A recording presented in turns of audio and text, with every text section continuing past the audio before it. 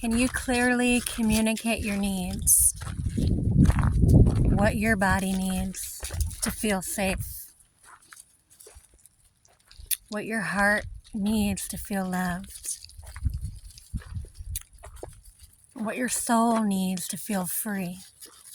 Can you clearly communicate that? Do you know what that looks like for you? What does it look like to feel safe? What does it look like to feel love? And what does it look like to feel free? For you, not anybody else. And are you able to vulnerably verbalize what that feels like for you? And so, if you are, and you're able to express that need, that desire, what makes you feel loved, seen, free, safe, how is it received?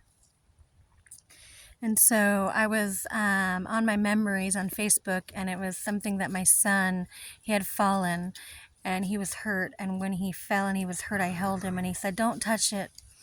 Don't look at it. Just hold me. Just hold me." So don't talk. Just hold me.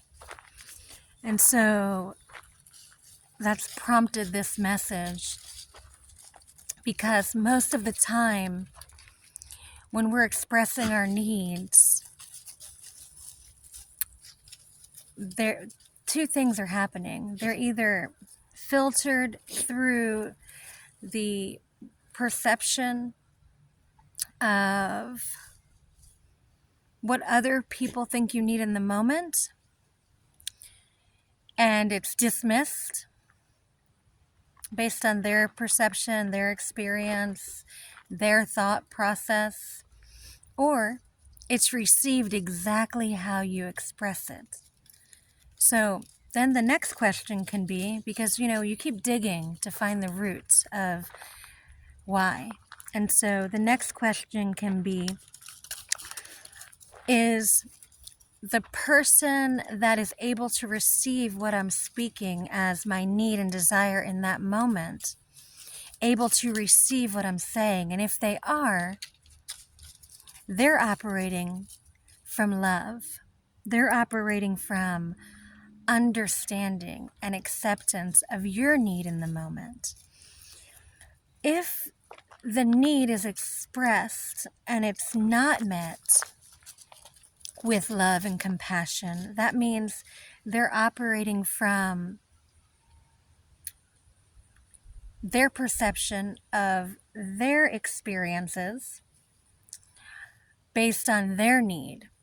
Or it can also be, if they're not able to receive what you're saying, based on the trigger of how, when you express your need, how it makes them feel inside their body, inside their mind, inside their heart. And it's no one's fault. There's no right or wrong way. It's just a mindful awareness of self.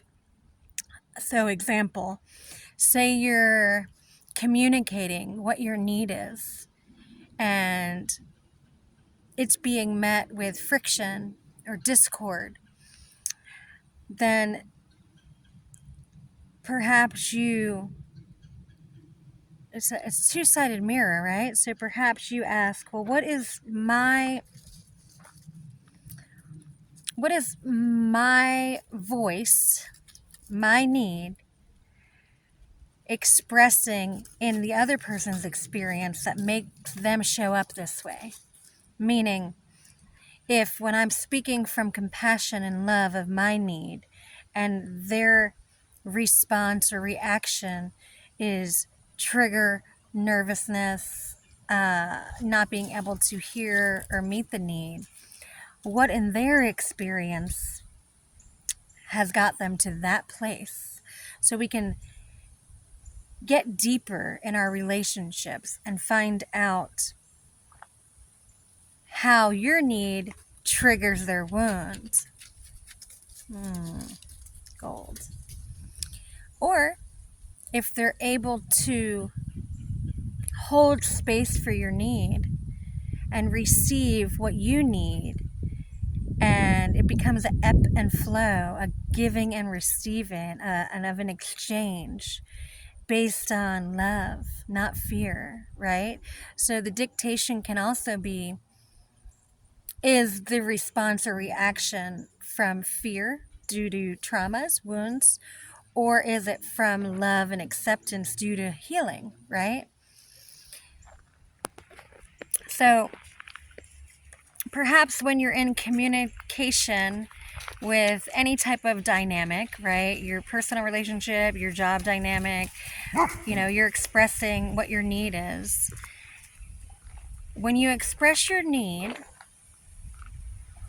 gently, vulnerable, genuine, pure, without malice, right? And with compassion. And the other person's, if you just take yourself out of it for a moment, right? It's like observing yourself outside of yourself to understand better everybody, right?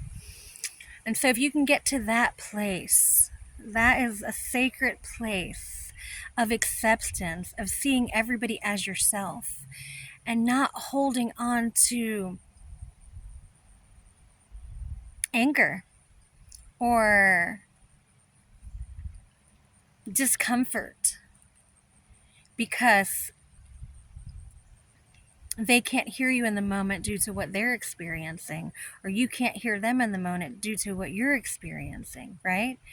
And just getting real and deep within your partnerships, whether it be whatever partnership it is, family, personal, job, teacher, parent, all relationships, right?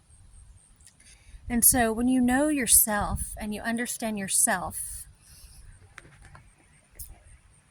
you can accept all things about yourself. And you can understand your patterns, your behaviors, and where they come from. And then you can also learn how to create new ones out of what you know about your experiences when you're slowing down and you're mindful enough and you want to dig these roots.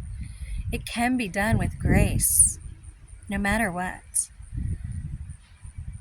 So if you're navigating any of this I'm speaking of and you need some assistance, maybe to somebody to shine a light for you to see maybe something you can't, or to give clarity or a deeper understanding for what you're going through, then please send me a message. Open Heart Center on Facebook, Open Heart Center on YouTube. I'd be happy to assist you in bringing peace to your situation, to your circumstance, to your heart, to your mind, to your soul. Have a blessed day.